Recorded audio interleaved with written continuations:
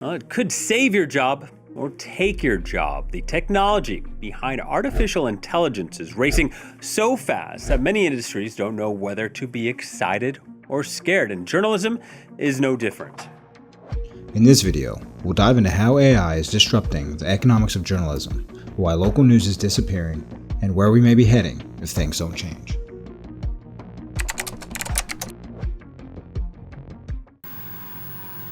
Let's go back to the beginning and talk about how publishers and journalists make money. For decades, news operated on what's called a two-sided market model.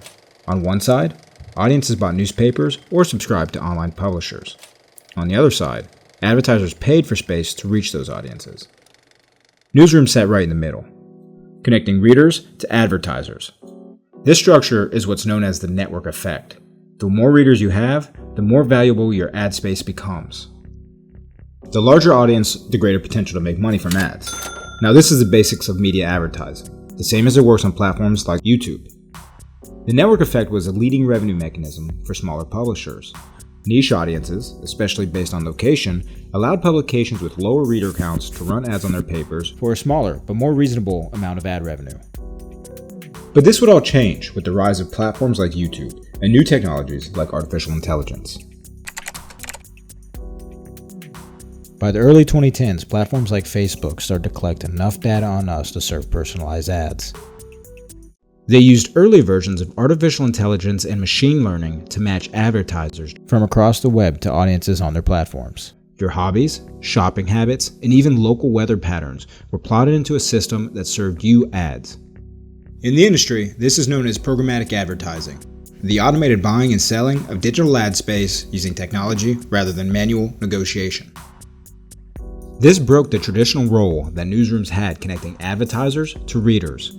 Of course, news publishers still sell ad space on their papers or websites, but the introduction of targeted ads meant that companies could advertise directly to the audience if they read or watched news on social or video platforms, cutting out news publishers as the middleman altogether. Businesses like local car dealerships didn't have to buy front-page ads to sell cars anymore. Instead, they could get their ad in front of you when you're scrolling on Instagram or shopping for clothes online. As a result, local businesses started to advertise less on local newspapers, leading many to downsize or shut down altogether. To survive, local newspapers and stations need to scale.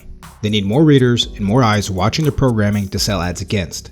And unlike their national competitors, local news has to cater to localized audiences within their broadcast area. In today's data-driven economy, simply having a large readership does not automatically mean local news publishers are safe. While newspapers or local news stations might have a lot of viewers, running ads on their papers or websites might not translate to sales. In some ways, businesses can find more value out of programmatic advertising because the technology allows them to zero in on someone who is more likely to buy their product based on their behaviors. It is also easier to track the success of programmatic ads because platforms track how many people click on the ad, which is far more difficult to do for ads run on papers or on the TV. Smaller news publications and local news can do this, but they need audience data, analytics, and platform tech infrastructure to compete in the modern AI economy, which is a large ask from a local newspaper who already tend to lack resources. Meanwhile, distribution has gone digital, with most consumers ditching physical newspapers and magazines to get news online or on social media. Much of the tech infrastructure to make this digital transition possible, like cloud services and ad tech systems, are controlled by big tech companies. This turns into a revolving door. News publishers not only need to compete with platforms, but they also need to use their services to distribute their news on scale. This puts news organizations in a precarious situation, where they are increasingly dependent upon the very platforms that disrupted their business models in the first place. But why does all of this matter? Well, when business started to rely on programmatic advertising instead of direct relationships with news publishers started to fall behind. We started to see massive consolidation and buyouts. Small local papers were being bought by regional chains, and then those regional chains were being absorbed by large media conglomerates, while others, like the Washington Post, were outright bought by private investors. Consolidation is happening globally. In Scandinavia, for example, local papers have welcomed corporate ownership just to get access to tech tools needed for digital subscriptions and programmatic ads. The trade-off? Less ownership diversity and more concentration of media power. News is supposed to help citizens stay informed, keep governments accountable, and support democracy.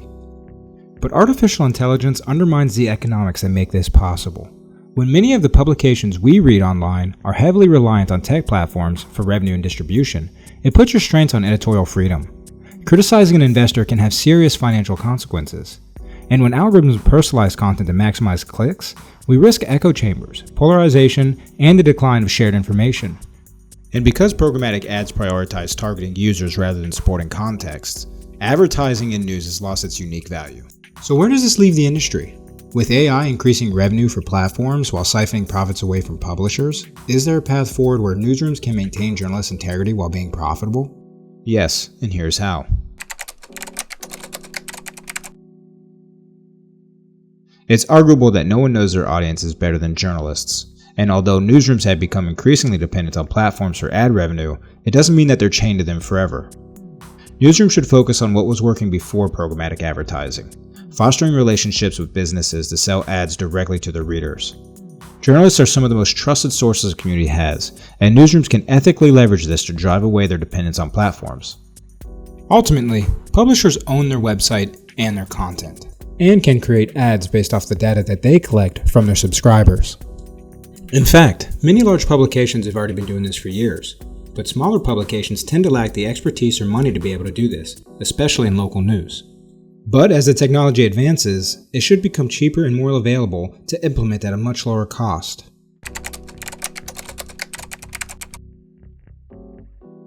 And publishers can also license their content to AI developers to train their models or to surface content when users engage with AI chatbots like ChatGPT. This was done with Axel Springer and OpenAI back in 2023, which likely netted the publisher millions.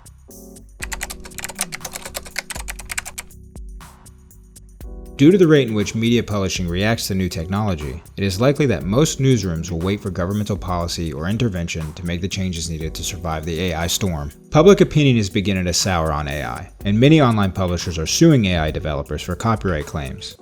This litigation, combined with the public's negative sentiment towards AI, will likely lead to changes from governments via policy, subsidies, and innovation. In some countries, governments have already stepped in to force platforms to pay news publishers. In Canada, Google was forced to pay over $70 million to Canadian news publishers to keep their content on Google Search.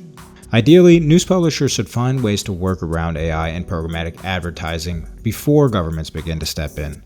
And those that do will likely be rewarded with revenue and some breathing room from platforms. If newsrooms are too slow to react, the industry will continue to see major consolidation across local news.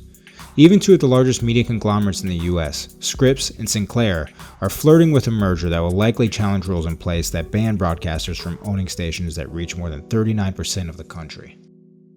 If you care about trustworthy news, this might be the moment to pay attention. Should governments regulate AI in media? Should tech platforms pay publishers for content?